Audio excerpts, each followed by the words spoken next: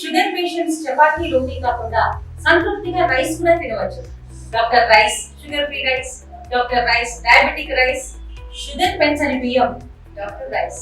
మాది ఎర్రారం విలేజ్. పొద్దున 7 గంటలకు వచ్చి మెయిన్ గేట్ దగ్గర లైన్లు ఉన్నాం. ఇప్పుడు ఆఫీసర్లు వచ్చిన తర్వాత లోపల తీసుకున్నారు. ఒక బుక్ ఒక 2.5 ఎకరాలకు ఒక బ్యాగ్ ఇస్తామని చెప్తున్నారు.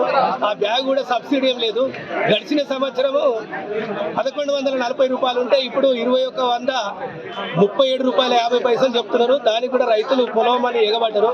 ఒక పక్క ఒట్లు ఎండి రైస్ మిల్లకు పోకముందే మరో కారుకు జీన్ల కోసానికి లైన్ కట్టినట్టు పరిస్థితి ఇట్లా ఉంది.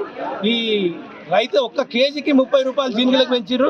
మరి వరికి ఈ లెక్కన కిలోకి ఎన్ని పెంచుతారు? 4000 చిల్లర ఉంటే కూడా మద్దతు ధర కాదు. ఈ రోజు ఉన్నటువంటి జీన్లకు 2137 రూపాయల 50 పైసలు చేసారు. మరి 2300 ఉన్నటువంటి వడ్లను ఆ రోజు ఉన్నటువంటి రేటు చూస్తే 1140 రూపాయలు ఆ రోజు ఉండే. ఈ రోజు 2137 రూపాయలు చెప్పిన చేసారు. కాబట్టి రైతులకు ఇది గిట్టుబాటు కాదు. అది కూడా అందకుండా కొంత మందికి ఇచ్చుకుంటా కొంతమందికి చేస్తున్నారు.